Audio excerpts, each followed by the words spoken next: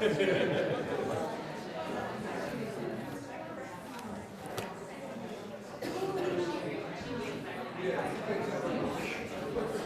thank you for doing this. It's Denise, right? Denise. All right, thank you again for doing this. All right, I feel like this is a good classroom, and it's a nice place to have this discussion. I want to thank right up front Denise for interpreting for us this afternoon. I really appreciate it. But first of all, thank you all for coming this afternoon. I imagine that some of you were at our discussion on Tuesday, and hopefully by now most of you have had a chance to read through the preliminary recommendations. What I want to do this afternoon is to go through the material in a somewhat shortened manner, the material that I went through on Tuesday, assuming that most people will have by this point read the recommendations, and then answer questions. I want to say up front that there are multiple channels through which the community can provide feedback. The Faculty Senate is having multiple listening sessions for specifically curricular-related changes and adjustments. We also have on the President's webpage a portal there to provide feedback, and we will be accumulating that feedback and incorporating it as we move forward. So again, thank you for your engagement in this process. I think just to tee up, I want to say that the recommendations that I am proposing today are in some ways a beginning of a discussion. I want everyone to understand and to be clear on the fact that these are recommendations for discussion. There are lots of discussions and specifics still to be worked out, and that is the purpose of having preliminary recommendations and having a period of comment, of feedback. That is what shared governance is.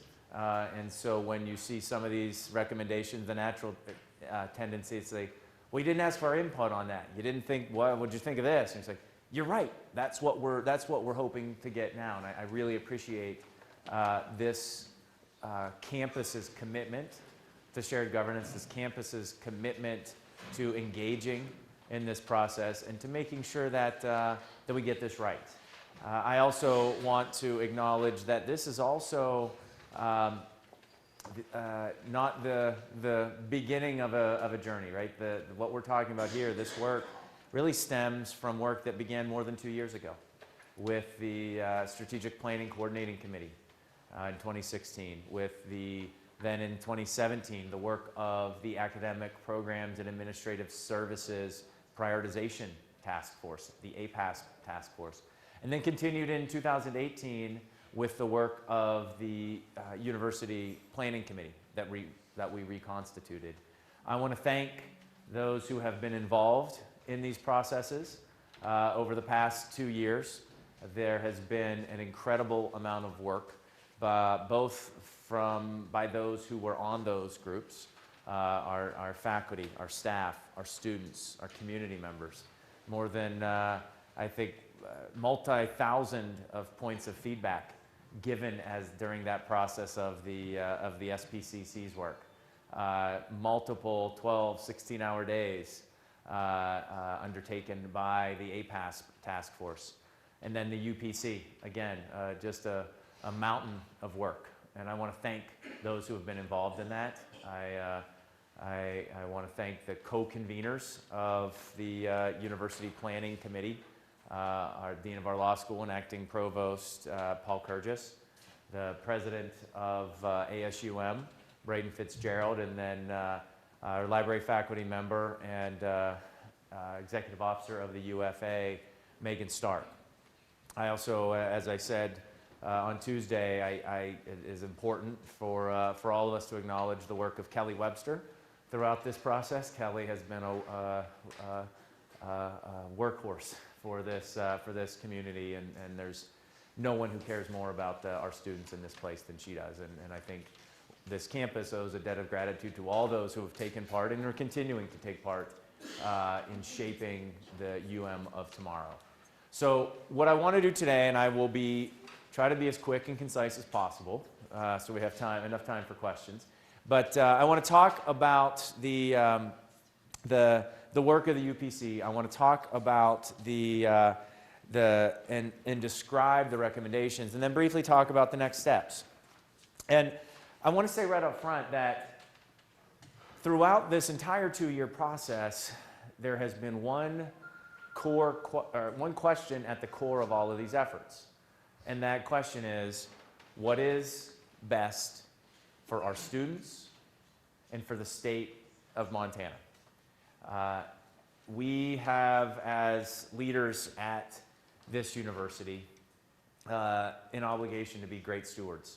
To be great stewards of not just the institution that has been here for 125 years, but recognizing the cultural heritage and the richness of culture that is UM and the people that have lived here on this ground for many hundreds of years prior to this university being here as well. We have an opportunity, an obligation to, while we are here as stewards of this institution, to best position it for success, continued success over the long run, to make sure that it is a vibrant, flourishing university, not just for 125 more years, but at 1,025 more years.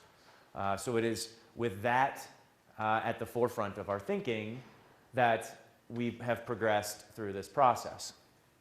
Now, I think as we look to shape the UM of the future, I like this chart because it says we need to be intentional. We need to be clear about how we design and how we shape this university, recognizing our strengths, recognizing the opportunities that we have before us. But as we look to the future, we also respect the past. We respect and acknowledge the importance of the things that we have done, the things that we continue to do well, while acknowledging the need to continue to adapt how we lead this university, innovate in how we best prepare students for a pretty complex, a pretty dynamic world that they're entering. You all hear me talk about that quite a bit, but it is incredibly important that while we respect the past, we also look to the future, that we challenge paradigms. We force ourselves into new ways of thinking, and that we are open to new ways of delivering a high quality, affordable, accessible education for the students who come here. And this is important because, and I don't want to spend a lot of time on our budget, but the option to do nothing is no longer there. We are a university that is running a structural budget deficit. Our actual kind of on paper budget deficit for fiscal year 18 was about $3.5 million.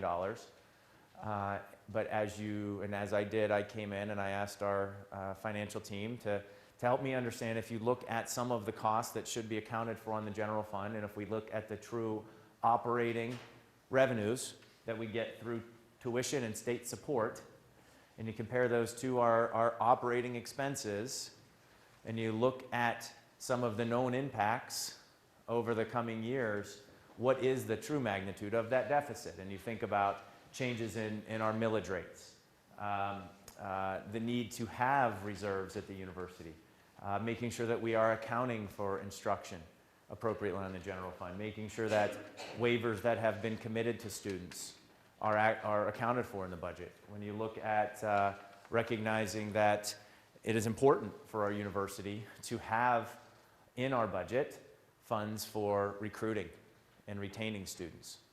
Those funds had been cut from the budget, but those funds are necessary for a university. And as you look at the true structural deficits, it's around $10 million. We've talked about this before. This is not an immediate crisis that is solved overnight, but it is not something that is sustainable over the long run. Just as a household can have a deficit for months at a time, sometimes years at a time, difference between what they bring in and what they put out, but cannot do so forever. The same is true for our university. And so while we are reimagining, while we are reshaping this university for the future, we do so within the reality of some budget challenges.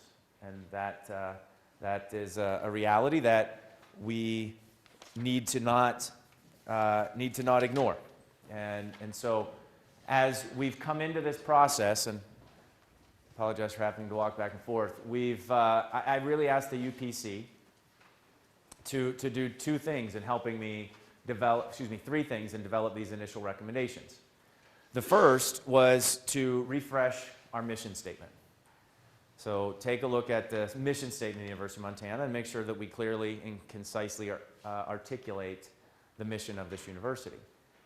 Two was to articulate the identity of the university.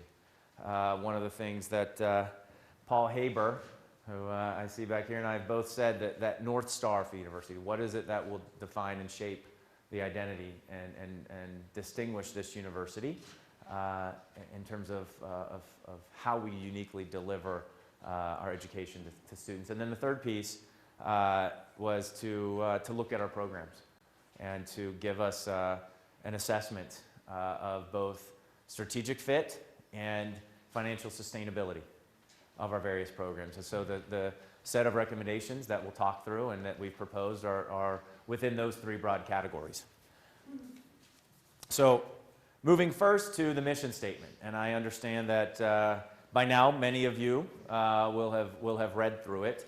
I won't read it out loud to you, but I think the key points that I think are important to note is that it is a high quality, it is an accessible education, and that we are shaping creative and agile learners and expanding the frontiers of knowledge. I mean, it is important, I think, for us to really take a look at and read our mission statement and what this university is here to do. But more important, I believe, or just as important, is how we enact that mission. What are the components of the identity of this university? What is it that distinguishes UM from other universities? And I believe it boils down to these four things. And I want to go into them one by one. And the first is our UM core, our UM core curriculum. Many of you heard me say this, but I think it bears repeating again and again that our students are entering a world where we need to prepare them not just with the skills and knowledge of their chosen major, their chosen discipline, but with that broad base of interdisciplinary education to help them adapt, to help them adjust, to help them succeed over a course of career of adaptation. This is something that the University of Montana has done incredibly well over the past 125 years. This is at the heart of a liberal arts education. And so people question, like, well, what is the charge here? Well, to be clear, that I am asking our faculty to take a hard look at our general education curriculum and say, okay, we have these requirements, these gen ed requirements. Let's be intentional about how we are shaping that general education curriculum, how we are shaping that into a core curriculum that helps our students think creatively, explore creatively, live ethically, and communicate effectively. I think our gen ed curriculum, I think a UM education already does that well, but I want us to take a look at it and say, how can we do that even more effectively? How can we be more intentional about building upon that strong core, that humanities, that arts and sciences core. We all know the value of this. We all know the value of a liberal arts education. But what I'm asking our community is, let's make sure we reassess that and make this something that distinguishes this university from others.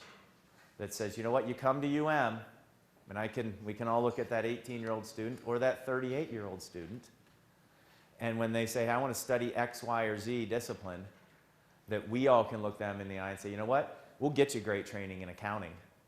But you know what, we're also going to prepare you that when you want to, that accounting job changes, that you're going to be prepared to succeed across a multitude of jobs.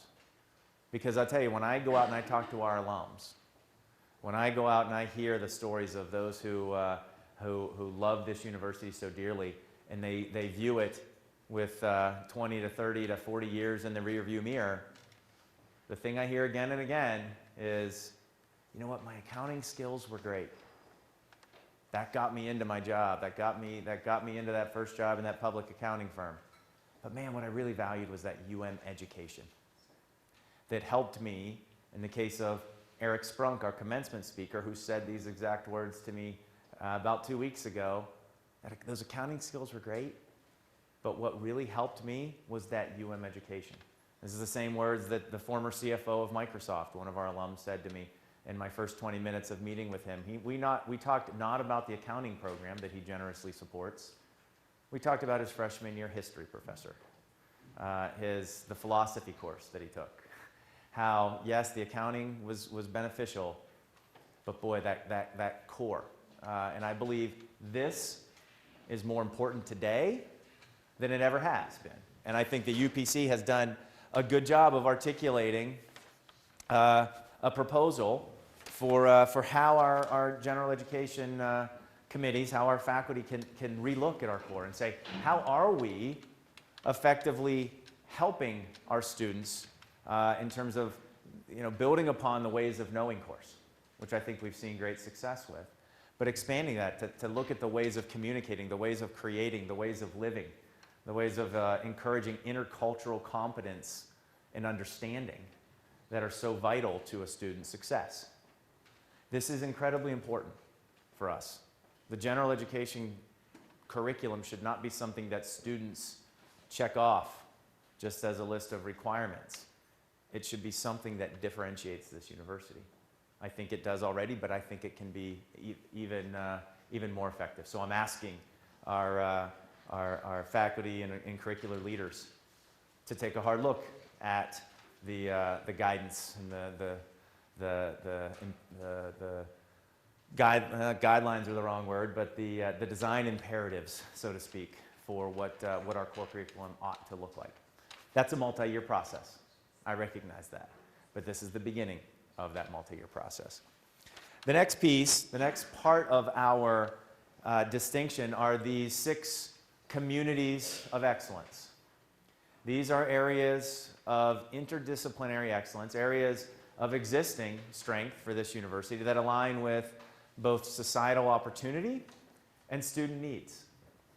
This process, and why is it important to articulate these? And you can read them in the report. Well, it's important for us as a university to say, you know what, when people talk about the University of Montana, in addition to providing that whole of person education, the University of Montana seeks and sustains excellence in these broad areas. And I think take an example like health and human development. So I've shared this with many of you, but I think it's a good example. If you think about the city of Missoula, the area of Missoula, we have a large population.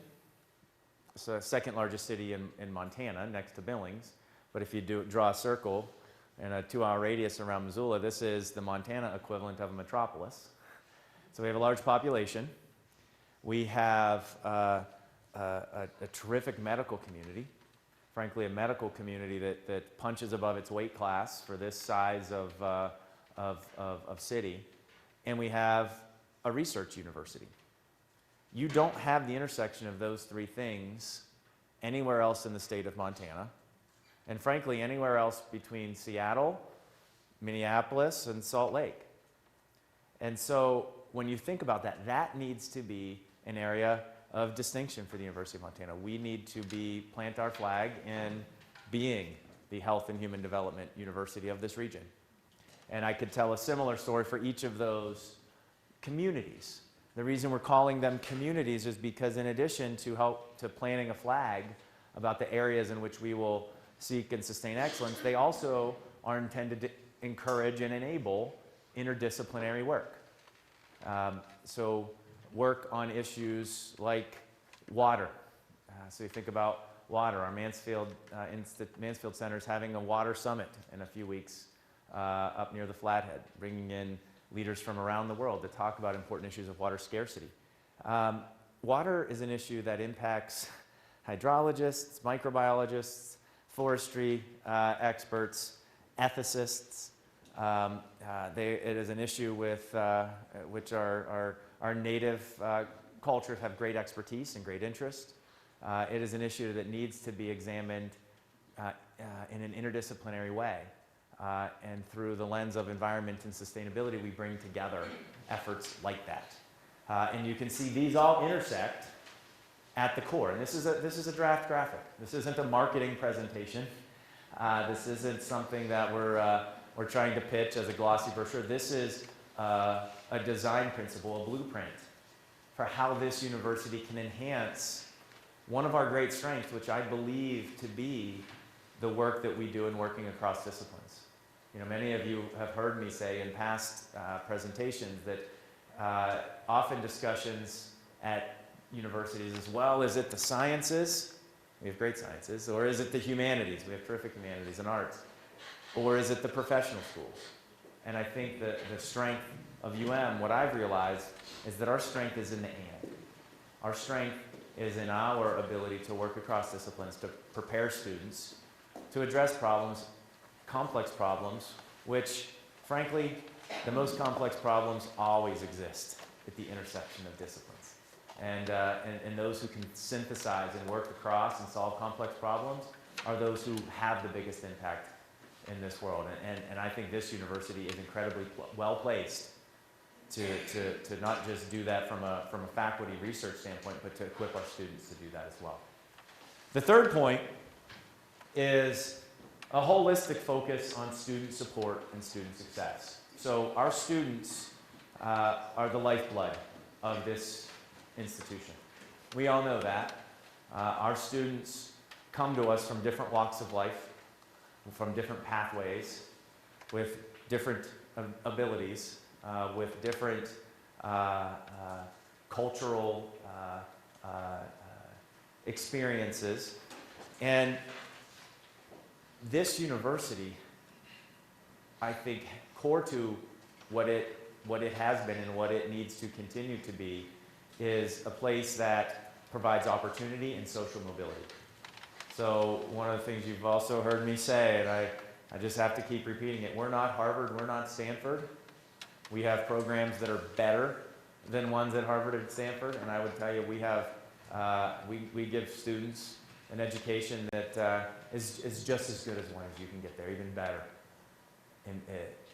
But what we are not, and what we will not be, is an institution that stands up and brags about the fact that we accept only 5% of the people that apply. We are an institution that enables people from different walks of life to have and succeed in attaining a university degree. And we do that well already, but I think there's opportunity for us to enhance our efforts around this area. Our retention rates, our persistence rates can be improved. You've seen organizationally that I've already started to make some changes in this regard in terms of pulling together the efforts of our Office of Student Success and our student affairs efforts. So marrying, in a way, the focus on the student's experience in the classroom and out of the classroom. Because a student spends maybe 10 to 15% of their time in class, and the other 85% in the residence halls and the dining halls and campus rec activities. And for us to truly be a university that fosters student persistence, student success in the most effective way, we have to look at their experience in the most holistic way.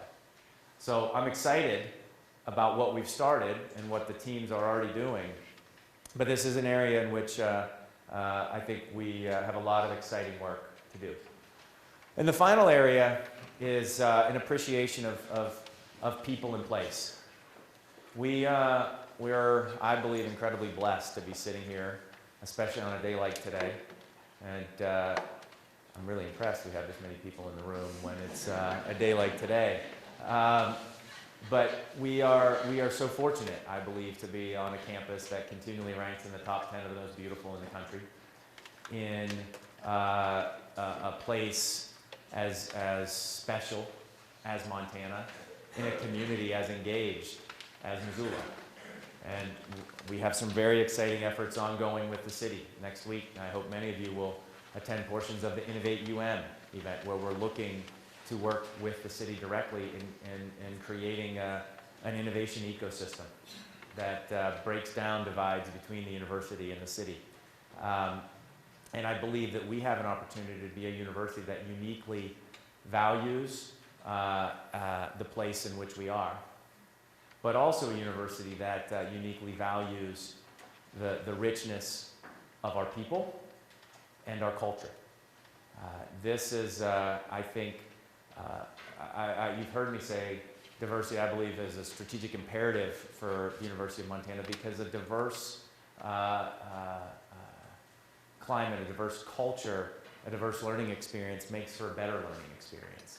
And I think that's something for which we need to intentionally strive. You'll see, some of you will have seen this week that we had a search out for our Vice President for Administration and Finance. And I paused that search. I paused it relatively late in the process. But the reason I did so was because, number one, we have a good leader there already, and I wanted to make sure that we get that search right. But one of the things that has become apparent to me over the past weeks, and really struck me I finally decided on Wednesday, after a staff, Senate, and cabinet meeting, where we talked about the importance of people development and how the development of our people in terms of performance development and professional development and training, together with our efforts to enhance diversity and inclusion, those need to be looked at together. And we need to make sure that as I look at the leadership team, and as we look at the structures in place we have for valuing it, that we get that structure right. And so I paused that search to make sure that we get that A&F structure right, and that we think about people development and diversity and inclusion and culture in a holistic way that I think is going to be very, very important for this campus. So when you take those four things together, a core by which this university differentiates itself and prepares students for the world they're entering, communities of excellence that define where this university is headed and encourage interdisciplinary work, a holistic focus on students in the student experience, and then an appreciation of the place and the people and the culture that we're so fortunate to have at this university makes for a University of Montana that I believe best serves our students and distinguishes us, and frankly can be a model for other institutions of higher ed nationally. So when I'm not going to go through all the recommendations in detail because I want to get to questions, but the recommendations you'll see in the report were really, there were about 14. 4 of them were administrative in nature. And the first was continuing to implement our project simplification. So a lot of our work has talked about the academic core, meaning teaching, research, student engagement. But there are many activities in terms of administrative support that are vital to that academic core. And I want us to take a hard look at the ways that we support our efforts from an IT standpoint, from a process standpoint, things like how and these sound basic and boring, but what are our processes for getting travel reimbursement? What are our HR processes? What are those processes for getting approval for different things? How can we be more efficient in those, not just to save money, I think we probably could save some money there, but to make sure that we're focusing our time to the greatest extent possible on teaching and developing students, on research. Those are the core activities of a university, and we need to make sure our administrative shell enables us to do that most effectively. The second initiative here, which you've already seen started, is to align our recruiting and communications efforts. So the other component of that org change that I announced last week was to better align how we talk about the university and how we recruit students to this university. Those were in different silos. They needed to be brought together. We need to do a better job, frankly, of telling the story of this great university and making clear to students the value of the education that they can get here. This isn't about branding and glossy brochures. This is, as you'll often hear me say, just making sure that the reality of what's happening at the University of Montana, the reality of the great things that are happening here, aligns with the perception of what's happening at the University of Montana. And that takes deliberate effort. And that takes a coordinated approach, and it takes resources. And we're gonna do all those. I already talked about our student persistence and success efforts, and then we also have some strategies outlined in there in terms of administrative efficiencies. And that involves some things in the provost office, bringing together some of our efforts around international, both education and outreach. We have great efforts ongoing there, but how can we better coordinate those efforts and even be more effective in not just exposing our students to the world, but exposing the world to this great university. So I will, I believe that I should just pause there because you have the recommendations in your document. You can read them. And I won't go through them college by college. I would rather leave the time for questions. But I would offer a couple of points. And the first is that these are preliminary recommendations. These are intended to start a discussion. Especially there are a great number of recommendations around reorganizations of colleges, of departments. Those are not going to happen in 2 weeks from now. We finalize it and we're reorganized. Okay, I want to make sure that's clear to everyone. In the College of Humanities and Sciences in particular, you'll see I've recommended that we go from 23 departments to 10 divisions. And that's not to disrupt and to make life hard on anyone. That is to make sure that we're serving our students as effectively as we can. We've had reductions in staff. We, in that college in particular, and I don't see Jenny or Chris here, to man the phones and have operations in 23 different ways and to support students in that way, we don't have the staff to do that as effectively as we can. We need to consolidate our administrative management of our academic departments and our student support efforts. And how we do so and how those align into 10 divisions, maybe it's 9, maybe it's 11. I want to go for as few as possible. But how we do that is still to be determined. And there's lots of discussions already scheduled for next week. And once we believe we get to the best plan, that plan there will be an implementation framework, developed over the summer, and then feedback even over the fall. So that implementation of structural changes in terms of how we administer programs in our colleges will happen over time. And I'll make sure that's very, very clear. The second point I want to make sure is clear is that you'll see with these recommendations, we have identified areas where we would propose programs be discontinued, but then also areas where we're going to continue programs, but we believe we need to do so with a fewer number of faculty. I don't take those decisions lightly at all. And the intent is that a bulk of these reductions will be achieved through attrition and natural departures from the university. But in certain places where that is not feasible, there will be a a curtailment plan developed for those specific areas. We're not there yet. These are initial estimates. We shared them in these recommendations because we wanted to err on the side of full transparency and honesty to give people a sense of what we think these changes will, or what changes are necessary. Again, I don't take any of these lightly, and I take very seriously the impacts, the potential impacts on our employees. But I also take very seriously our obligation and our commitment to our students, and to make sure that their tuition resources, that we are good stewards of those resources, and that we're aligning them to their needs and to where the enrollment is. And that requires change and adjustment that is not hard, or excuse me, not easy. No one takes any pleasure in that whatsoever, but these are changes that, for our students and their success, I believe it is incumbent upon us to make. And so we are going to proceed through this process in a way that is open, that is transparent, that is in accordance with the collective bargaining agreement that's in place, but that is also compassionate and professional and respectful for those impacted. So with that, I will open it to questions.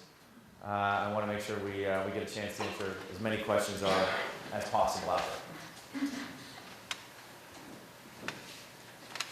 Yes, so I want to begin by just expressing my appreciation for the difficult situation that we're in and all the hard work you've done and your colleagues to bring us this proposal. I frequently work with other organizations, consulting with them on questions particularly around diversity and inclusion as well as humanities. And I tell them that ultimately their success hinges on the ability to match their intentions with the results of what happens as a result. As I look at what you presented and what we've sort of mulled over the last couple of days, I see two areas that don't feel like they have a lot of integrity, and I'm just going to ask you about them. sure. So the first is, about 2 years ago, I was privileged of talking to the regents about humanities at this university. When I was done, there wasn't a single regent around that table who guaranteed that they were going to make humanities here and throughout our university system as robust as possible. But when I look at this report, I see a disproportionate impact on humanities scholars. That's my first concern. My second is, I think what we see in this report, and I could be wrong, but as I look at the departments that are most directly affected, I see a disproportionate effect on women and people of color at this university. In so much as we see some of those departments that are hit hardest have the best records of inclusion and leadership and long-term participation by women and people of color. So my question is, are there ways in which you can pay attention to those outcomes or potential outcomes so that we can restore to a process, at least from my perspective, seems like it's missing integrity in some pretty key areas? Mm-hmm. Thanks. I think it's a good question, Tobin, and I think it's a complex one. I would tell you when we did the so let me take the first one around humanities. You know, the College of Humanities and Sciences, H&S, heart and soul, is the vast majority of our academic affairs budget. It is that today, and it will be that tomorrow. It is also the area in certain areas where you see reductions. Those reductions are aligned with enrollment reductions. And those reductions are intended to best meet our students' needs. And in fact, I would tell you that our core, our humanities and arts and sciences core, is today, and through this proposal, the intent is to strengthen that. Does that mean we do things the same way? It doesn't. I mean, one of the things I'll just say are we've talked about that you'll see in here significant numbers of faculty reductions in the languages. That's in large part because we've had significant reductions in the terms of the number of students in those. Doesn't mean that languages aren't important. To the contrary, as we look through this, I believe that we can strengthen our study of international cultures by looking at how we integrate our centers. We have multiple centers that focus on regional studies. our languages today aren't necessarily aligned with those. I'm not saying they should be in the future, but when we think about our centers, we think about our Global Engagement Office, we think about our Global Leadership Initiative, and we think about language studying language through the context of culture. I believe that we will continue to offer language training through the lens of a Asia Studies and a European Studies major is the recommendation. I would disagree that that is gutting or reducing or minimizing the importance of the humanities. I think we can, and my charge, my ask of this group is, how do we deliver our language education in the most effective way we can? Through a mix of in-person classroom training, through immersion experiences, where we all know that is, and I think our MCLL department's already doing some very innovative things. And I want to support those and encourage and enable that. And then through the use of technology and distance and online learning. So to give students those language skills, but to have those language skills be a key to accessing the cultural richness of other cultures and other countries. On the point of where the reductions are and in terms of their impact on diversity, as we looked at these, we said very clearly that there are no names associated with numbers.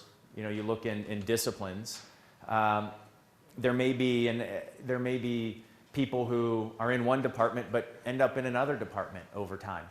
And frankly, we can't solve for the difference in some departments more effectively enhancing and valuing diversity in the past. But what we can do, and that's why an appreciation of people in place and why a strengthened focus on people development and diversity and inclusion and culture is something that I, at the cabinet level, want to do more effectively for this entire university. So that I haven't looked at department by department which departments have done that most effectively in the past, but I will tell you that is something that we as an entire university need to do more effectively moving forward. Yes. My name is Carney. I'm a professor of French in the Department of Modern and Classical Languages, in which you intend or suggest that we cut 7.5 FTE. This is a department that has an almost equal ratio of male to female professors. It also is a department where half of the tenure track faculty are non-American born.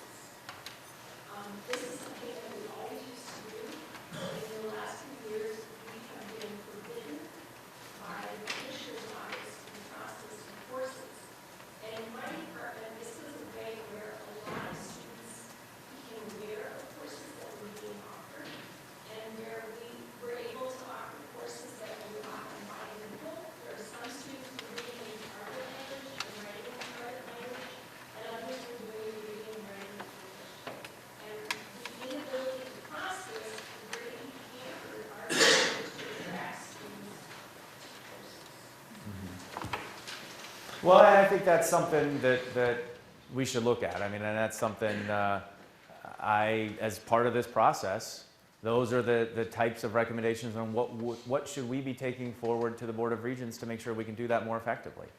And I guess in answer to the first part of your question, I'm very sensitive to that.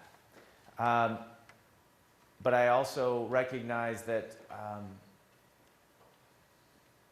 we can't maintain high numbers of faculty in areas where we don't have students, as many, you know, and that's the basis on which we made these recommendations. But on the back end, then you have to say, how do we have diversity across our entire faculty? So our students, not just in the languages, but our students in forestry, our students in business, get exposure to diverse faculty members. But to have areas where we have very few students and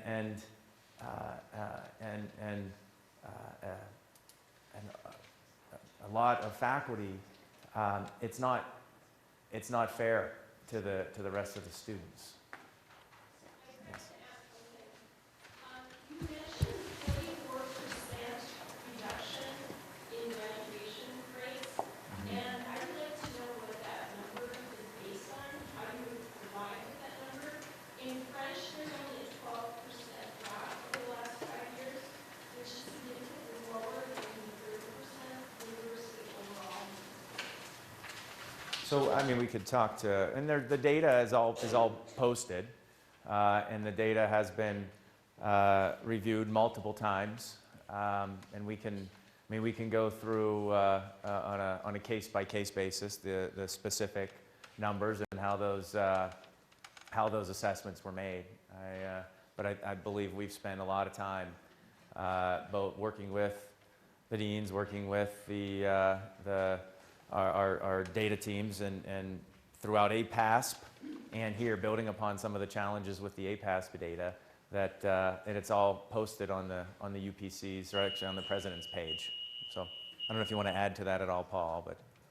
And I did send Liz Ann Bixler how we calculated that. It's the sum of the degrees awarded across all modern and classical languages over the past 5 years. It's the trend. So it's an average? No, it's the sum. I mean, we took them all as of 2013 and all of them as of 2017. It's an average, so 44% decline across all of them. Yeah. Yeah. Correct. Is not. Yes. Yes, I'm actually a student, graduating, triple majoring in Spanish, women's and sexual studies, political science, and a minor in Latin American studies. I don't mean for this to be condescending, but are you aware that most Latin American countries gained independence over 2 centuries ago? And that most of the countries that speak Spanish are not in Europe, and that putting Spanish under European studies perpetuates colonialism and white supremacy, and completely misunderstands why students take Spanish at the University of Montana. By far, most of them are also minoring in Latin American studies, which to my understanding, would be cut, even though my understanding is that it costs about $500 a year to run. The other reason people study Spanish is for very practical reasons. We don't actually even learn vosotros, the conjugation used in Spain, because no one needs to know it unless you're in Spain. Mm-hmm. It is because we want to communicate and travel largely in Latin America. And again, from a very practical lens, if you were an employer hiring a translator, would you hire someone, say from California who got a BA in Spanish, or someone from the University of Montana who got a degree in European studies with an emphasis in Spanish? I think this will be a detriment to our education, to our future prospects, and I think it is quite racist, actually. Well, I mean, I appreciate your feedback. That's not the intent at all. I don't have the numbers in front of me of the number of majors in Latin American studies. It's not a major, it's a minor. A minor. And the size of that program, I actually don't think that we've proposed to cut the minor in Latin American studies. So, I mean, you're still able to minor in Latin American studies. You're still able to learn Spanish at the University of Montana. I'm sorry? under European studies. No, you don't have to major in European studies to have a minor in Latin American studies. You Right, don't. it's a major in Spanish. You would have, that's the proposal. You would have a minor in Latin American studies, you could have a minor in Spanish. Right, but to get a major in Spanish, it would have to be European studies. If you wanted to have a major in European studies, you would have a major in European studies. You wouldn't have a major in Spanish. You would not have the option to have a major in Spanish. If you don't want to study European studies, you don't need to major in European studies. If you want to have a minor in, Right, but I would like a major in Spanish. I'm graduating with a major in Spanish. okay, right, and you know that is something that that again, having majors in specific languages is a proposal that we have put forward to not have majors in Spanish. It's not to diminish the importance of learning a language, but learning a language through a cultural lens is actually what we're trying to achieve, and you can still have a minor in Latin American studies. Yes? I'm a student, and ironically, a week ago, I signed my second major change form for a language degree. And I'm kind of worried now that It's a good. I won't be able to get through, or... You will. Every student that is signed up under the brochure, every student will have offerings as of the brochure when they signed up. So you're here, you'll be able to have that major. And students that have signed up will be able to have that major. And I just wanted to, just a quick follow-up. I'm understanding that these changes are in fact due to the less enrollment, but what preventive methods are there for the future if it keeps declining enrollment? Is it come back to it? Well, part of it is, and that's one of the reasons we've articulated an enhanced focus on recruiting of new students, but more importantly, retaining and helping our current students persist and succeed to graduation. Yes. Yeah, I want to go back to thanking you and the team for all the energy in this and real efforts vision. I'd like to address what seems to be a catch-22 that the students and others are bringing up, where enrollment, and of course there's the budgetary necessities around that, but enrollment being equated with student needs. And that somehow eroding a curriculum which is the liberal arts flagship. If what we teach is only what students want by their enrollment numbers, we're not a liberal arts flagship. And I want to suggest that towards a very specific recommendation. I have problems with the refreshed mission statement. I think it should mention arts, humanities, and sciences, where indeed these content courses that are being equated with general education are not merely means for job applications. A liberal arts flagship has its own value as liberal arts, and not as creating agile learners in a workplace. I think so the process of creating a core of distinction, I think, has to be separated from defining it as general education. Okay. And one way to do that is to replace arts, sciences, and humanities into the mission statement. Yeah, I think it's an interesting perspective. And we've had, and this is part of the feedback we want through this. We've had lots of communications and lots of feedback around the mission statement already, and taken into account a great deal of input from the campus community already. And I think that's important to acknowledge and state that we've shared multiple iterations of this and have actually modified it based on that feedback from the campus already. In terms of the arts, humanities, and sciences core, I agree with you. This is not a creative and agile learners just for a workplace. This is creative and agile learners for all different walks of life and all different things. And that is what at the core of it, right? We can talk about jobs, we can talk about vocations, we can talk about the many things that our students do. But this, I don't think we're too far apart in terms of our intent of what we're trying to achieve. But how we describe it and how we get there, I think is, I appreciate your feedback on it. Yes? My name is Evangeline Campbell, and I'm also a student at the university here. So when I was doing my research on doctoral level, I also saw the 44% decrease in student graduation in languages. And everything I've taken in my gen so far, I've been required to take 9 credits of natural science, but I've not been required to take a philosophy course or any other humanities course. And in a lot of majors, they don't even require you to take a language course anymore. If you were to get a doctorate in biology, most people in the biology or science field could teach an introductory level biology course. But cutting the faculty in the language course is because they're so specified in the language they teach. A professor in Russian cannot teach a Spanish course, and cannot teach a Latin course. And cutting those faculty will always limit the number of classes that students can take in those fields. And by limiting those classes that students can take, it will limit students who are going to attend those classes and are going to pursue a major in those fields. So I find by constricting the majors to only 2 majors, you are narrowing the eye of the needle for those students who want to pursue a degree. I personally am considering a Russian degree, but I will not consider a European Studies degree because I'm interested in pursuing Russian and not necessarily all of those other languages.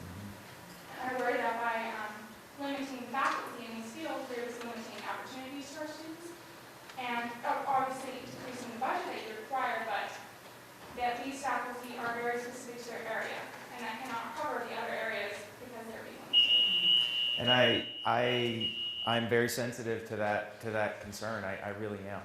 Would I love to maintain every single offering and every single specialization that we possibly can? Would I like to expand those? I would. But we have to make some choices, and we have to make choices about where we focus our efforts. And yes, there will be some places where the offerings are decreased. In this process, one of the things we've done is worked really hard to maintain our offerings as broadly as possible. To be frank with this group, there were really 2 approaches you can take through this process.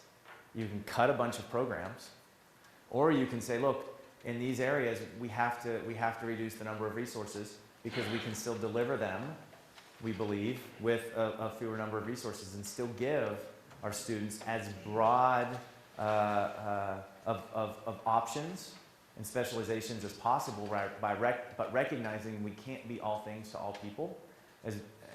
I would love that as well, but I think we have to be intentional and deliberate about the choices we make, and we have erred, to be clear, as much as we possibly can in not limiting student options. So I would tell you, as you look at these recommendations, the number of program discontinuations and program cuts is relatively small.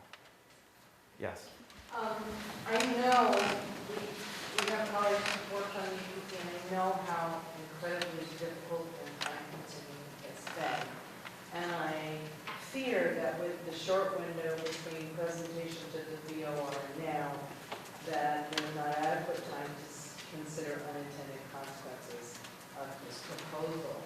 And I think there are a number of issues, and in terms of unintended consequences, for example, I have not spoken to a single person in the state of Montana or in the United States who doesn't think our creative writing program is one of the most amazing programs in the country. And the unintended consequences will be to kill it. And that's no one's intention, but with this proposal as articulated, it will die.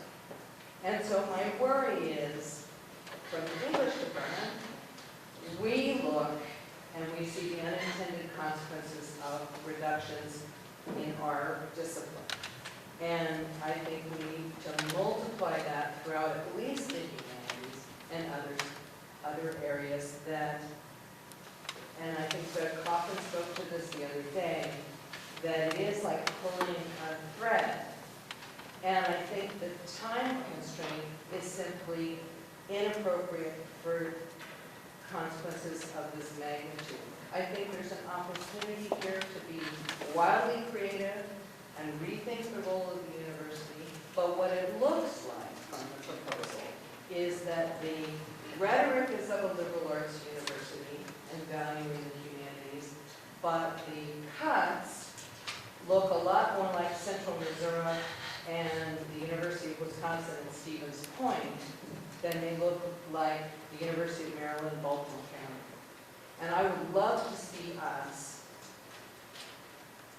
buy some more time, rethink the rivalries between universities, be a leader in rethinking higher education in the state of Montana, so that the University of Montana could be a lot more like the University of Maryland, Baltimore County than the University of Central Missouri.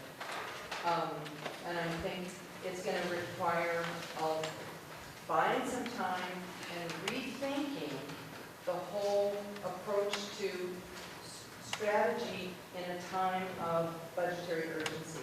But the unintended consequences here are profound. And I think one of the victims, people, I'm in literature. It's debatable about how many people on campus value literature. It's not debatable how many people value the creative writing program.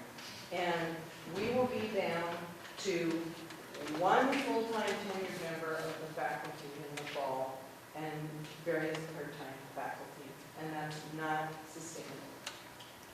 Thanks for listening. I would tell you, there is no intention to eliminate the the MFA in creative writing. We can. This is the challenge. I do believe that when you look at the English department as a whole, it is an area where we've seen massive declines in enrollment and numbers of faculty that don't align with those. And so, no, we do not want to hurt the MFA program. We want a great MFA program.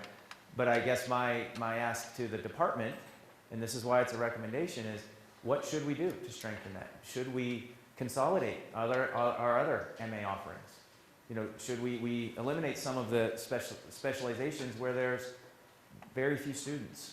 I mean, where some years we don't have any students and we still maintain those. And how can, I'm sympathetic to the concerns, but we also do have to recognize that in that area, the enrollment of students is not in line with the number. The problem for us is at the high end, it may seem like you're avoiding across the board cuts. At the department level, by attrition, it will be across the board cuts. It will not be strategic. So we will not, if we're targeted, say, at 6 full FTEs, and that's the proposal, it may take a reduction of 10 faculty members to get to 6 FTEs, and those will be the oldest people fall off the ship here. And we will have, it won't even look like Swiss cheese. We will have this great gaping holes in the curriculum, and that's not a position of strength. We have programs that are trending upward. There's no room in the system here to identify those, but we may not have an opportunity to make strategic cuts because of the design of the cuts. And I think these are the discussions we want you to have. We have a process laid out with ECOS and Faculty Senate by which to assess these curricular decisions. Like I said, that the numbers of faculty are estimates right now. We will have to reduce in certain areas. It's not what I want, and it's not what anyone wants, but there are choices we need to make as a university. And pushing those choices another year, we can't. And so we have to make choices. I want to make sure they're informed and that they're smart. This is an initial proposal. We want feedback on it. And we need to think through how to make decisions about where we want to focus, where we want to maintain excellence, and potentially in some areas decide to discontinue things that I didn't recommend to discontinue. Maybe that's the type of feedback I'm looking for. I want to move on to other questions. Yes. Bruce Fuller from Chemistry, Biochemistry. I want to just take a different perspective on the strategy here, because I think it's important to look at multiple strategies to any problem. And in the state of Montana, we have two great flagship universities. They've got different strengths. They've got unique areas where they have expertise to offer to their people of Montana. There are also institutions that the people of Montana, over the course of 100 years, have put millions of dollars in both physical and human infrastructure. And I think it's important that they both be maintained. And I think that another approach you can look at doing this is actually through policy. The policy environment can help the institutions maintain what has traditionally been equal levels of enrollment between the two universities. I think the MUS and the Board of Regents should work towards policies that actually encourage equality of enrollment, which has traditionally been the case. And I'm wondering if you're thinking about working with the MUS and the Board of Regents to look into this. Certainly if you look at other states like California, not every kid in California gets to go to Berkeley, or not every kid in California gets to go to UCLA, because they keep the enrollments in line with the physical and human infrastructures of those institutions. It's very well said. I think you make a great point. It's something that I agree wholeheartedly with. I am already working on those discussions, and part of this is for us to say, this is when you think about the University of Montana within MUS, what should students come here for? That's part of it. It's a very important discussion, one that you may have heard feedback that I'm starting that discussion. It's really a matter of maintaining choice if you Right. want people in Montana. And I want to be respectful, knowing that it is 5 o'clock. I have to go in a few minutes. There are, and this is not to discriminate one way or the other, but there are faculty listening sessions and feedback sessions with Faculty Senate. I want to give the opportunity for staff and for students to ask questions or make comments as well. And then we can go to other faculty questions, but I do want to recognize that there are other listening sessions and feedback sessions specifically for faculty. And so I want to look to other groups on campus, to make sure we don't have any from there before we continue. I just wanted to make a... You get two? That's good, though. I just want to make a really quick comment, because it seems like I only heard about this about on Tuesday, the specifics of what's going to go on. And I've been talking with my advisors and things like that, and a lot of them don't even know some of the stuff that's going on. And it just seems kind of alarming that everyone's saying, well, I don't know what's going on here, I don't know what's going on. Because we're starting the discussion now. Yeah. This is shared governance. This is saying, hey, here are some recommendations to move forward with the university. We're going through a process and the curricular changes, and we're going to go through the appropriate processes. A lot of the reorganizations, like I said, are not going to happen immediately. When we go to the Board of Regents, we're going to talk about we're not going to talk about the reorganizations because we're finalizing. We're going to talk about the intent and where we're headed.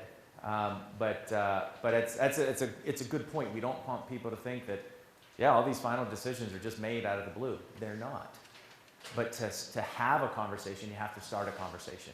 And you have to put recommendations out there and receive feedback on those recommendations and get to a good discussion. I just wanted to just to be really clear, because I know that when that email first went out, Dr. Tessman over at the DHC received a ton of emails of kids really nervous that they're not going to get their major, that they're canceling something or shutting it down, and no one really seemed to know what was going on. That's good feedback. Thank you. And we'll make sure. And I think that's an important point for everyone to realize. These decisions are not final. These are initial proposals that we'll receive feedback upon. Yes. Is there been any discussion about perhaps streamlining athletics and redirecting some of the money toward the reason why we're here, children's and all that? Yeah. It's a very hungry beast out there. It takes a lot of resources, and we're bringing our own pens and paper to the English department. So, You know, and I'm sympathetic to that. We're looking at everything. I would tell you and I don't have the stats in front of me, the percent of general fund support for athletics that gives to our athletics is way, way below the average of Big Sky schools. A good majority of those of funding for athletics or donations or funds that can't be used for instruction. I mean, there are classifications of what funds can be used where. And I would tell you, Kent Haslam would fall off his chair because he keeps asking me to get in line with what other schools give their athletics departments. And I'm sympathetic to it, but there are also restrictions upon what funds can go to what activities. So, yes, I'm sorry. Is there another staff question?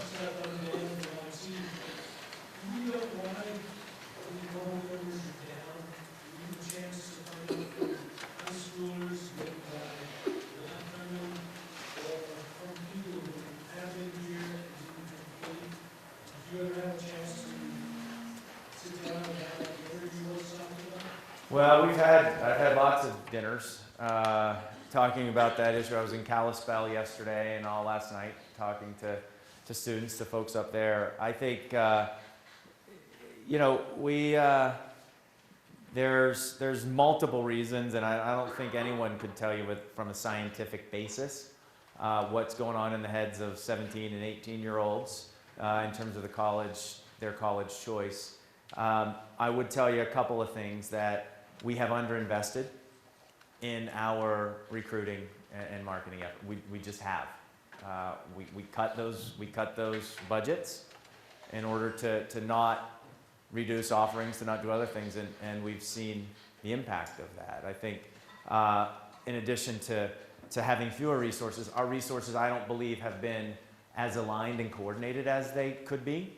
That was a large part of why I made the announcement about a month ago to bring together our communications and marketing efforts with our recruiting and admissions efforts, so that we're telling a consistent story about the great value of a education, and that we're doing so in an effective, efficient, coordinated way. Because we have a lot of great stories to tell. And one of the things I admire about this university is kind of in the absence of the funding and the coordination at the university level, you've seen great efforts crop up at the college and program level, telling, hey, look at these great efforts happening. Everyone has stepped up. And I respect and I want to thank this community for doing that. But we need to do that in a coordinated way. Like the university and our efforts ought to amplify the efforts that are happening in the colleges, not the colleges build their own communications shops. They might still have their own communication shops, but they ought to be coordinated in the university and supported by the university. So it's going to take time. Frankly, the fall of 2018, the indicators there, as I came over, they don't look that good. But the efforts to enroll the class for the fall of 2018 were largely done in 2017 and the back half of 2016. The efforts we're doing right now, because you have to get interest, you have to get people then who are interested enough to apply, and then you have to get you have to yield applicants to enrolled students. So the work of generating interest and generating applications was largely done in 2017 for this fall, but we're pushing hard to yield as many of those applicants as possible. And as we bring together our efforts and we tell the story of this great university and the great work that you all are doing more effectively, we should generate more interest in 2019 and 2020 and more applications, so that we get more students. But it is a multi-year process, and it's a funnel. And for 2018, we're already, by January of 2018, you're already kind of at the bottom of the funnel. And right now we're working to get as many students out of that applicant pool as we can. But the efforts that we're doing right now, we're really going to start to hit in 19 and 20 and 21. Yes, sir. Do you have any idea of how many students into the fall semester compared to what this fall semester was? That's, and this is I want to know too. I'm asking that question every week. And the way we're looking at it is we know the number of applications. We know the number of students that are admitted. Like I said, those are down from what they were in past years. But if we, through a coordinated effort that we're working through both our deans, our faculty members, and frankly our alumni, we're going to try to yield as many students as we possibly can. In fact, as I came on board, I said to our alumni, I want every Grizz alumni in the city where they live to write 10 or 20 local students a postcard and say, come to UM. And I would encourage all the faculty members in this room too that, hey, come to UM, right? Get the list of your admitted students and write them a letter. It has a bit of an impact. I talked to one alum who had written 30 handwritten postcards. He said it took him 6 hours because he took such an effort. But and that makes a difference. He said he got a few letters. In fact, one letter was from a young woman who wasn't even going to come to UM. She said, I decided to come to Northern Colorado, but I felt so compelled to write back because I was so touched by your writing of this letter. So anyway, long answer to a short question, but it's kind of all hands on deck to get as many students here for the fall. Our leading indicators show a decline, but we're working like mad to try to mitigate that. Yes? I'm also a staff member. A number of years ago, perhaps 10, 12 years ago, I remember I had a very compelling conversation with the driving school at the time, which was Strobel. And he said that, just wait 10, 15 years, and you won't even recognize the landscape of a campus like this because it will not consist of 18-year-olds. That was his prediction at the time. It will be non-traditional students will make up a big portion of the population that you will see on campus. Baby boomers that want to come back for a second career or just for studying the interest, something that is interested in maybe that an language they always wanted to take. And I was a no staff at the time, and I really took what he said. And I just wondered what has happened to that prediction in those 10 years since I had that conversation with them. Is there a market out there that is not the 18-year-old market that we're somehow missing? Yeah, the short answer is absolutely yes. We have in the state of Montana alone, I think about 130,000 people with some college but no degree. And that's tough because you leave college often for a reason. But in I think a couple of different ways, we're looking at helping make UM more accessible to non-traditional students. And that is, and you'll see in you've seen already great progress in terms of some of our online-only offerings and blended offerings. So our MBA went from, over the past few years, one that you could take classes on online or sit in videos, come to campus for a weekend a month and get your degree. Now we have an online MBA anytime, anywhere. Our master's in public administration, again, has distance learning options. Our media arts degree is a fully online option. We have lots of different pathways. In fact, I saw our Attorney General, and I told this story, I think, the other day, in January, and he said, he's a Grizz alum, and he said, one of my regrets is I started my MPA, but I didn't finish. And I said, we can help you with that. And so I recruited one student, and one of our newest enrolled students is the Attorney General, who's going to finish his MPA. But he's going to do so from Helena. In between being the Attorney General of the state, he's going to finish his MPA. We're going to talk about that, right? If the Attorney General can do it, let's see how we can help others do that. And I think there's multiple ways we can do that. One is through these online offerings. You'll note one of the recommendations in this proposal is to look at integrating our efforts in the School of Extended and Lifelong Learning with Missoula College, and also looking at the other two-year campuses here. I was at FVCC yesterday, feels like it was 3 days ago, but that's how my days are these days, with Jane Karras, their president. And we talked about dual admission to Flathead Valley Community College and UM to enable a student who's maybe, if you're 32 and you have a couple of kids, the thought of coming to University of Montana and you live in the Flathead, it's like, there's no way I could do that. But if you get dual admission to UM, start at FVCC, do some of those credits, and then figure out either through distance or do a semester down here, you can get to a degree. And we can get those different pathways. So yes, I think the prediction in general was right. Not that we need to have fewer undergrads, but that we should have more, not undergrads, traditional undergrads. We should have more non-traditional students, and I think we as a community can actually have a lot of success in building new and innovative pathways for non-traditional students. Does that make sense? Yes, I just want to follow up with one more thing. I also happen to be in a unique position as a long-term staff member here who has a graduating senior right now, who one is received a scholarship to the University of Montana, one a similar scholarship to Bozeman. So we've had these endless debates for the past 6 months. I have not slept. And it's been very interesting for me as a parent, also as a university staff member who sees both sides of it, to hear both his debates and the debates, and these are Missoula high-achieving children, to hear the debates that I'm hearing as a parent, what some of these young people are looking at, and it's not necessarily the things we think always.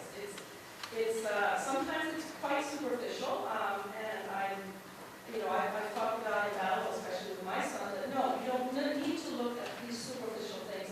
The fact that their dorm room will look nicer than our dorm room. You mean an 18-year-old boy is not thinking about things as clearly as... But there's some things that when I went on tours with my son could have been fixed. For $30, I could have made that dorm room look compelling as opposed to empty and an empty shell. Okay? I could have dressed it up or something. What do you call it? Staging it. Little simple things that cost $50 yet made a difference. The students left, and also I've taken international students through the dorms, and I've had international student sponsors, for example, that I've had to lead through the dorms. Something as simple as that, and they're like, oh, it's not that you actually have to change the whole infrastructure of that dorm. You just have to spend $50 to stage the room to look nice. And lots of little things like that. I think if you could have like a listening session with parents like myself who have recently been through this, Yeah. where some of the stuff isn't on anybody's radar because it's not stuff Right. students are talking about, but they're talking about it to parents like me. And I felt in a strange position because where do I share all these little nuggets? Do I share that particular nugget with residents' life? It may or may not fall on deaf ears, but it's only one of several nuggets that are going through an 18-year-old's brain.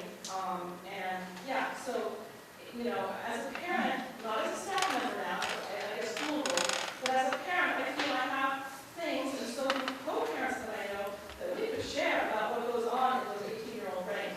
And part of it's not pretty. Part of it is just, really?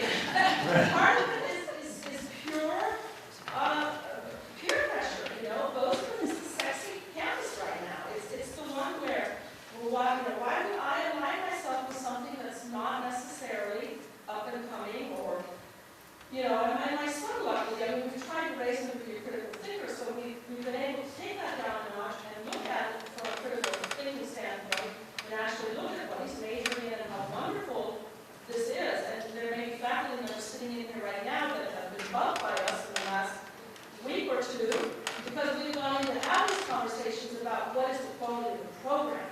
And by the way, I've been very impressed with the willingness of the faculty, as you said, to sell their program, not sell it, sorry, that's not the right word, to represent their program and to really show what a quality product they have. And that's ultimately, luckily, because I've been persistent and my husband's been persistent, we've been able to bring this message to my son that this is the best value for your money and for your scholarship that you've got in both places.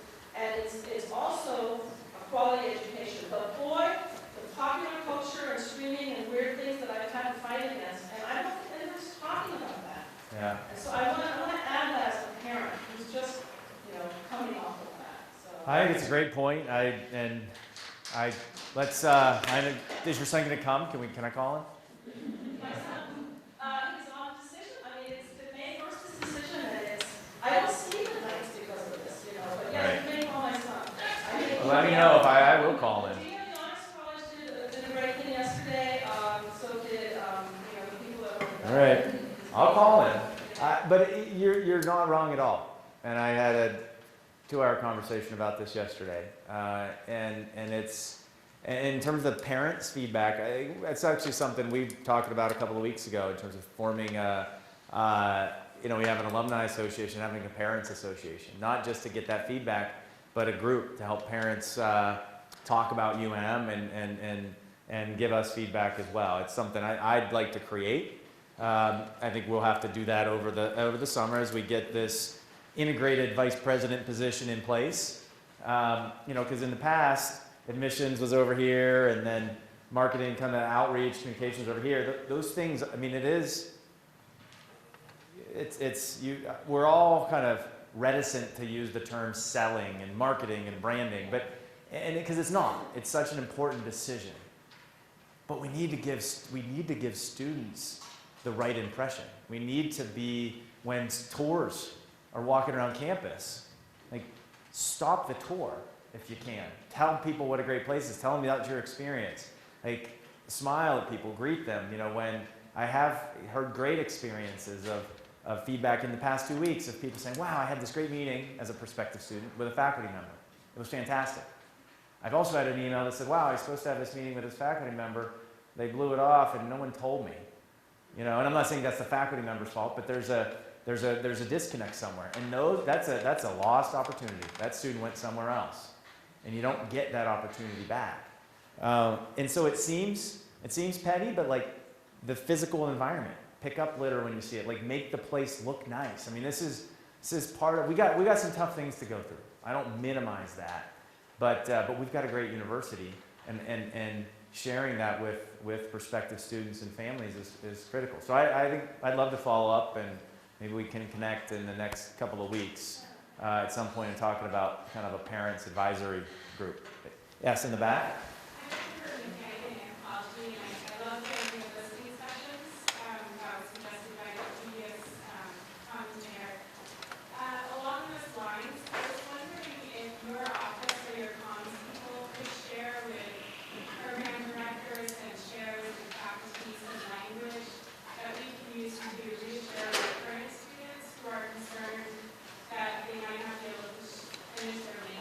Yeah. And a phrase that I've heard is that the catalog that pertains to the year that we began here is a legally binding contract.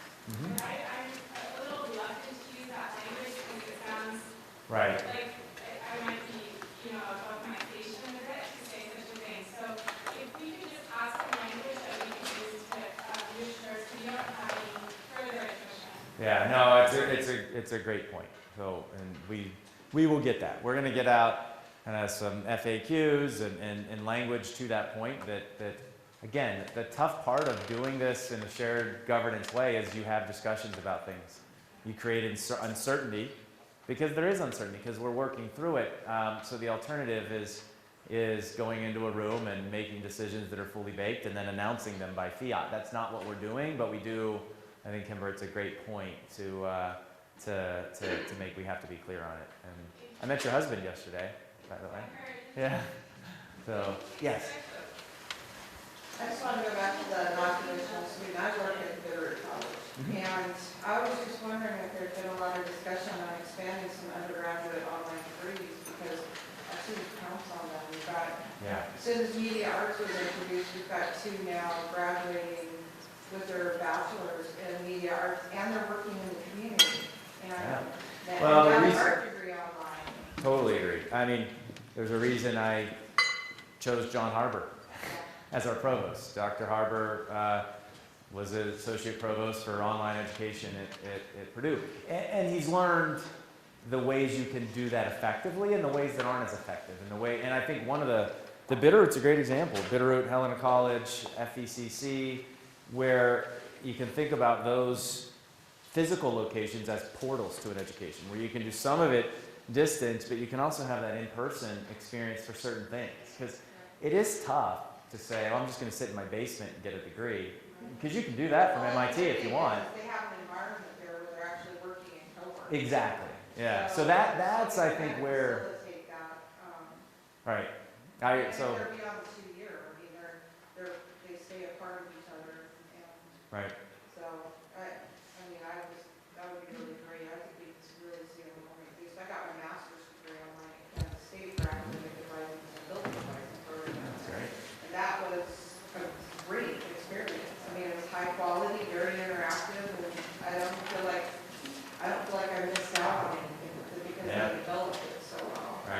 And that's what Dr. Harwood would tell you as well. And I tell you, the media arts team would, if they were here, would say, wow, had we not developed an online degree, we would be in trouble.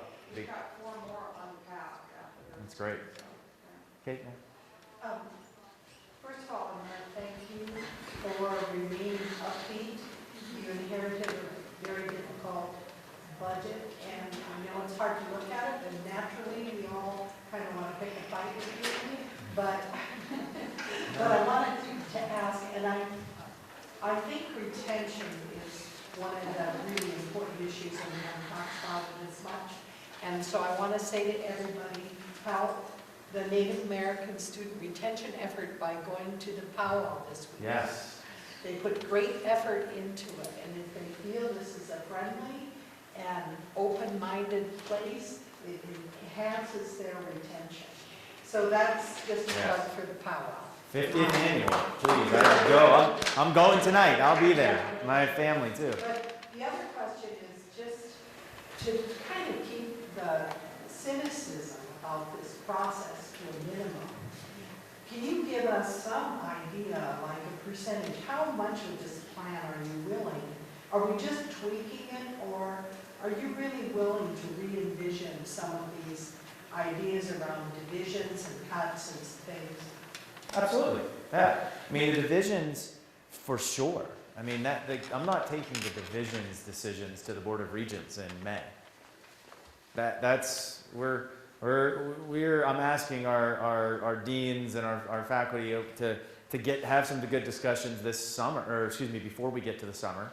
The deans to take that, and I think CHS is the biggest one. I mean, I'm not the expert on how CHS should consolidate into 10 divisions, but I think they should, in roundabout those numbers. But they can work through that. But how that exactly looks, absolutely, there's going to be changes in that, and it's going to take the next year or so to finalize and implement. In terms of the programs, yeah, we are. The Faculty Senate is going through reviews of them. There's frankly not that many program and curricular modifications.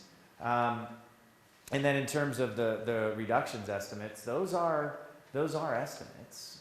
We do have a budget reality, and so I think the magnitude is about is about where we need to be. But the specific locations could adjust. Absolutely will.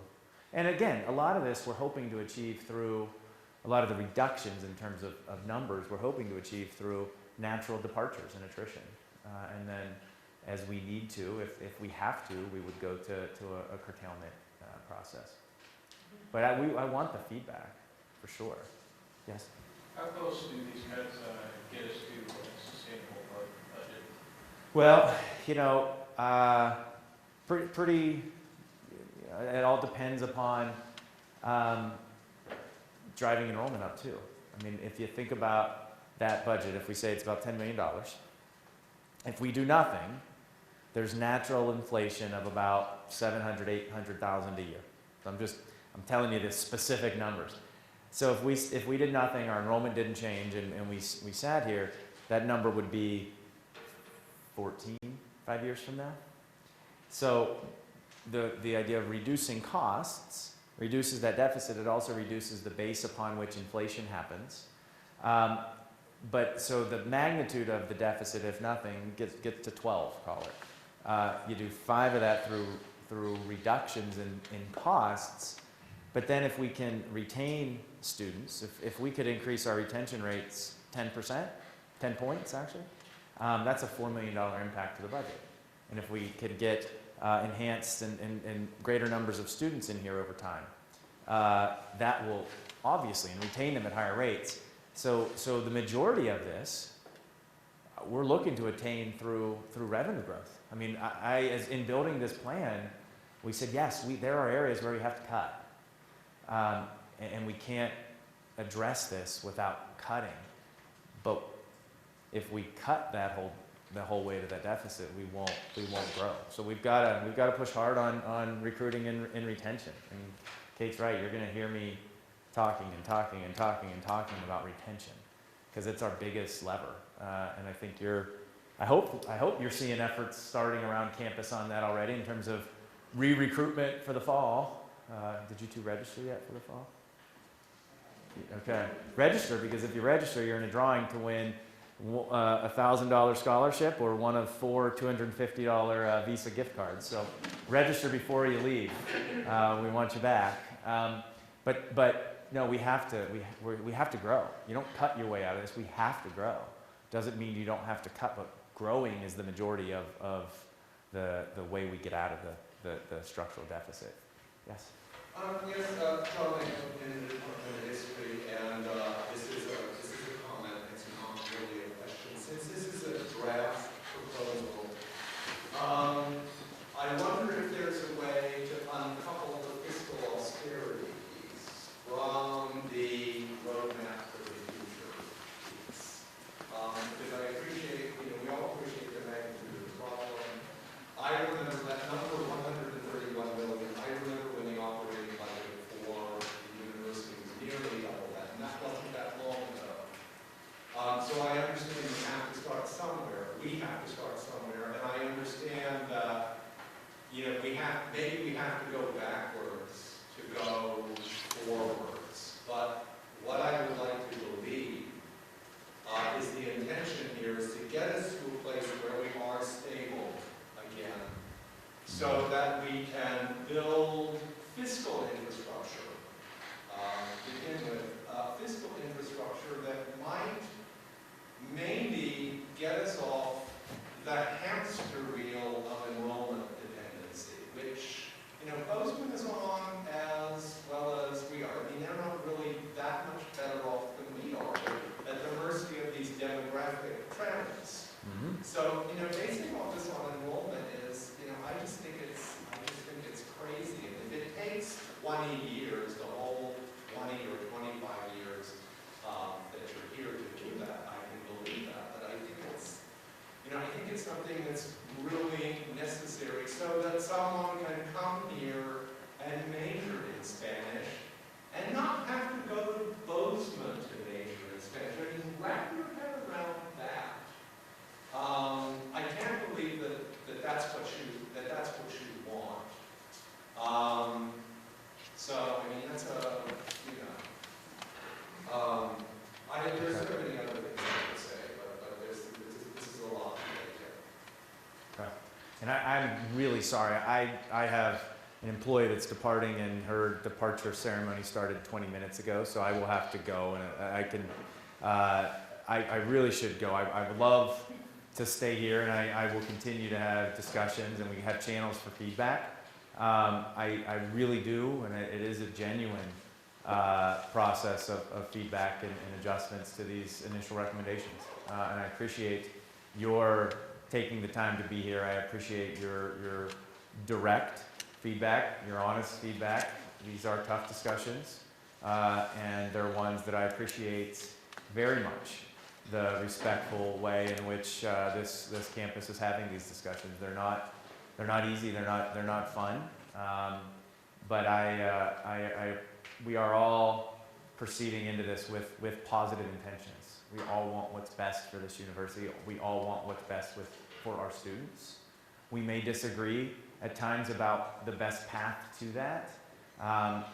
I am learning through this process already. We've already gotten feedback on some of these things, like, oh, that makes sense. We'll adjust that. We will come to a time where we will have to finalize some of these and move forward. I want to do so in a respectful, a collaborative, a compassionate way. And I just want to thank this community. I want to thank you all for being here. And thank you for participating and engaging in this discussion, because it's very important for our university. So thank you, everyone. I got to go. I'm really sorry. We can talk on the way if you want to walk. Sure. Yeah. Come up. Can you? I can walk maybe.